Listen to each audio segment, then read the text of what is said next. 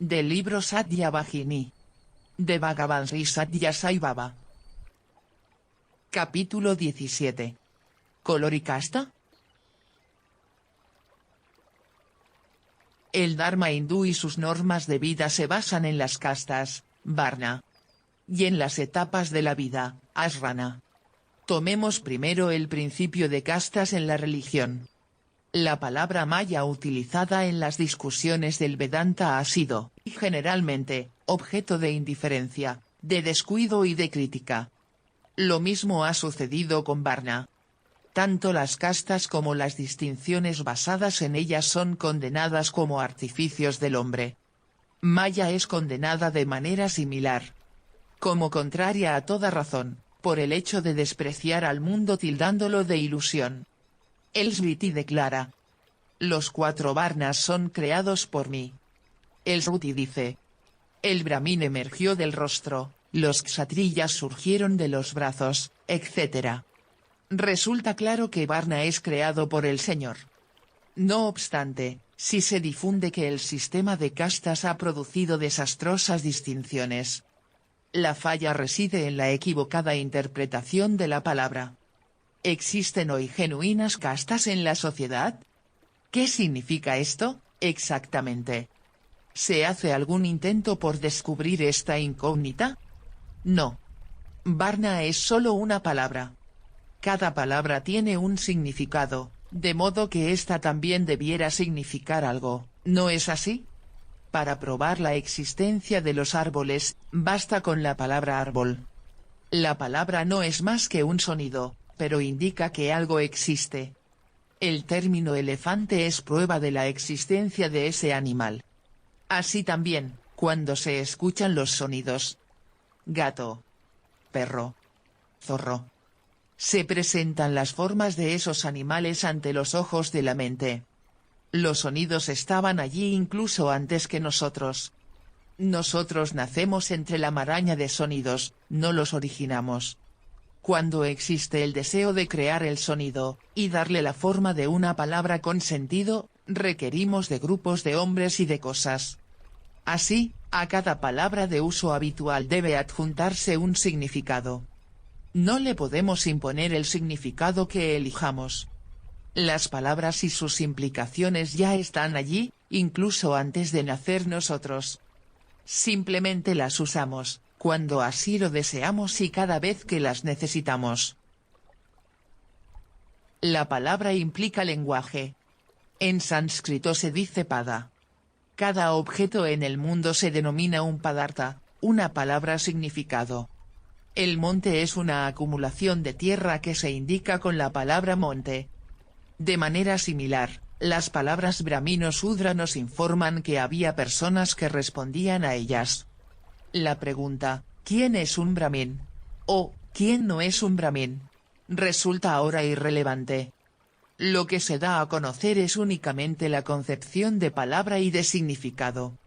Todo el cosmos está incluido en la palabra y el significado. Es solo nombre y forma. El nombre viene a ser la palabra. Y la forma, el significado. Los Shrutis lo declaran así: nombre y forma son una sola unidad indivisible. Al igual que Shiva y Parvati. Lo inerte y lo activo. El objeto y la imagen. La luna y la luz de la luna. No obstante, para tratar con el mundo, la palabra cobra una importancia primordial. La palabra surge del pensamiento. El pensamiento es moldeado por la experiencia. La experiencia depende del deseo. Y el deseo emana de la ignorancia, el desconocimiento, la ilusión, la falta de sabiduría, la naturaleza, el mundo. Todo lo cual, por su parte, se basa, fundamentalmente, en lo divino. Desde el momento en que la base es el divino Señor, que es el esplendor de la sabiduría, el depositario de la gloria innata. No deberían dominarnos la oscuridad de la ilusión, la ignorancia y lo ilusorio del mundo. Donde está presente la luz no queda lugar para la oscuridad. El Señor ha declarado: yo me convertiré en muchos. Y esa abolición dio lugar al cosmos y lo está dirigiendo por siempre. Por ello, nombre y forma son los resultados de esa voluntad y no de alguna voluntad humana. Sería una absurda presunción que el hombre se arrogara el haberlos originado. El Señor Todopoderoso únicamente lo ha querido así. Esa es la razón por la que se le designa como el Supremo. Entonces, para el interrogante, ¿existe Dios? La prueba irrefutable de que así es, la constituye la existencia misma de la palabra Dios. El mundo consiste en una multitud de objetos, y cada uno de ellos tiene un nombre. Nadie ha descubierto cómo y por qué esos nombres se asociaron a esos objetos. Tampoco es posible explicarlo. Incluso si se llevara a cabo el intento, el resultado no podría ser sino una conjetura y no la verdad. De modo que es mejor concluir que ha descendido divinamente. Las palabras que se utilizan entre el nacimiento y la muerte, o que son corrientes antes del nacimiento y después de la muerte. Palabras que designan a la madre y los hijos. Palabras como justicia o injusticia, cielo e infierno. Ciertamente no son artificios humanos, sino designios divinos. Los Vedas constituyen la autoridad para esta declaración. Consideremos un punto. ¿Puede alguien citar un solo ejemplo, ya sea de este mundo o de algún otro, de una sola palabra que no transmita un significado? No. Es algo imposible. Cada palabra tiene un significado, el cual denota una decisión de Dios. Solo cuando llegan a reconocer esto, pueden los hombres comprender el misterio de la vida. Es así que cuando se declara que el Brahmin se manifestó desde el rostro, o que las 4 castas fueron creadas por mí. ¿No afirma esto también que hay castas que son denotadas por la palabra? Y personas que podrían ser descriptas como ejemplos de esa palabra o representativas de ella? ¿No es cierto que estas declaraciones dejan en claro que el Dios mismo que las creó, las agrupó como castas a partir de sus tendencias y actividades? De modo que la palabra Varna puede entenderse con todos sus contenidos solo si se inquiere en profundidad sobre ello con un pensamiento puro. El significado más común entre la gente, y el más utilizado respecto de Varna es color. Mas no son muchos los que saben cómo llegó este término a asociarse con tal significado. Debe conocerse esto para poder entender la verdadera importancia de esa palabra. En la palabra Varna, la raíz VR implica descripción, elaboración y también el proceso de contar. Las raíces R y RN, que forman palabras como Ramana, significan goce, placer, etc. Por lo tanto, Varna significa aceptar con placer, después de una elaborada consideración. En lo que concierne al color, el blanco, el rojo y el negro son los colores básicos, los restantes no son sino derivados. El blanco simboliza la tendencia sátvica, el rojo la rajásica y el negro la tamásica. Ese es el misterio de la creación. Los individuos nacen de acuerdo con las tendencias que albergan, a las que aspiran y las que adoptan. Y así, las castas en las que nacen son determinadas por ellos mismos y no por alguna autoridad exterior. La particular tendencia que elijan cultivar dependerá de su nivel intelectual. Se cree generalmente que los deseos son los que dan forma a la inteligencia. La inteligencia moldea las actividades y las actividades deciden el carácter y la naturaleza de la vida. Esta es la interpretación correcta de la expresión Guna Karma Vivagasa. En tanto que los textos del Shruti y el Smriti señalan de manera muy detallada las causas que conducen al nacimiento, la vida y la muerte del individuo en castas, religiones, familias y sectores particulares. Las personas que son incapaces de entenderlas elaboran teorías que les resultan satisfactorias, de acuerdo con su propia ilimitada inteligencia. ¿Qué otra cosa representa esto, que no sea pura ignorancia? Podría ser también un orgullo egoísta para demostrar que lo saben todo. Porque, ¿no es el egoísmo mismo producto de la ignorancia? La conclusión a que se llega es que casta, posición social, familia y aún la religión misma son determinados por guna y karma. No son atribuibles a la intervención humana. Así lo declaran los Vedas. Ellos afirman que todo ha sido establecido de este modo por la voluntad divina. Bharata ha sido denominada también Karma Bhumi o Karmakshetra, la sagrada tierra de la actividad orientada hacia Dios. Todos los hombres, de todas partes, son peregrinos que buscan el camino hacia esta tierra sagrada. El karma es el sine qua non de Bharat. Predica la divinidad de la actividad, y transforma toda actividad en un perfeccionamiento espiritual. Esta es la razón de las denominaciones por las que se conoce a Bharat. Las sagradas escrituras de este país, Shrutis, proclaman de viva voz que el individuo es el arquitecto de su propio destino, de su alta o baja posición en la sociedad, de su riqueza o su pobreza, de su libertad o su servidumbre.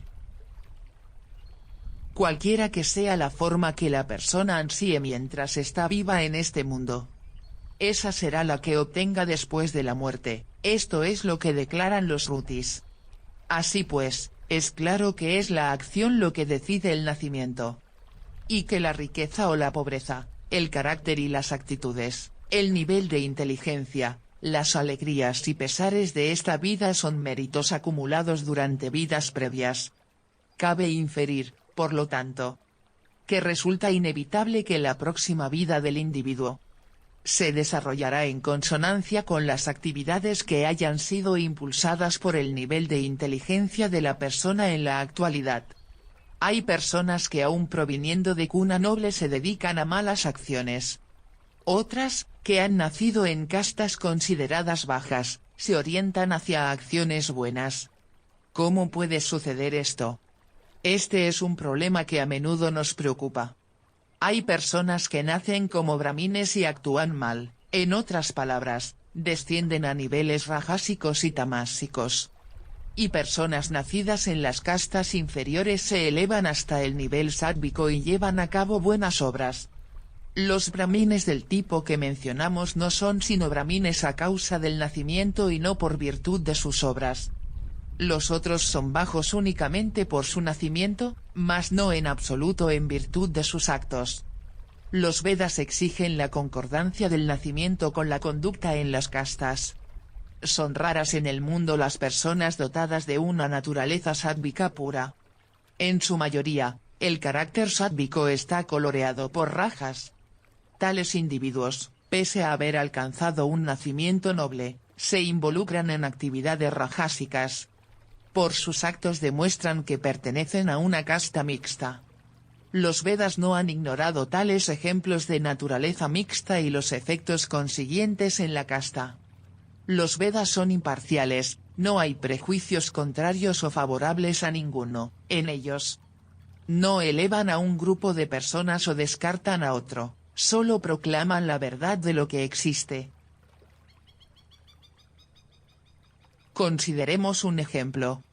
Kaushika fue un guerrero, o sea una persona de naturaleza rajásica.